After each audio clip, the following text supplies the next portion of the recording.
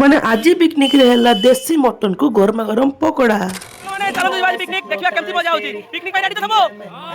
ସାଙ୍ଗମାନେ ଆଜି ଆମେ ବାହାରିଛୁ କୁମକୁମ ଡ୍ୟାମ୍, ଯୋଉଟା କି ପଞ୍ଚଲିଙ୍ଗେଶ୍ୱରରୁ 7 କିଲୋମିଟର ଦୂରରେ ଅଟେ। ତ ଆମେ ପହଞ୍ଚୁ ପହଞ୍ଚୁ ଆରମ୍ଭ ହେଇଗଲା ଆମ ପକୋଡ଼ାର ପ୍ରିପାରେସନ୍। ଆଉ ଏବେ ଆସିଯାଇଛି ଆମ ପାଖକୁ ଗରମ ଗରମ ପକୋଡ଼ା। ତାପରେ ସାଙ୍ଗମାନେ ଆରମ୍ଭ ହେଇଗଲା ଆମର ଡ୍ୟାନ୍ସ।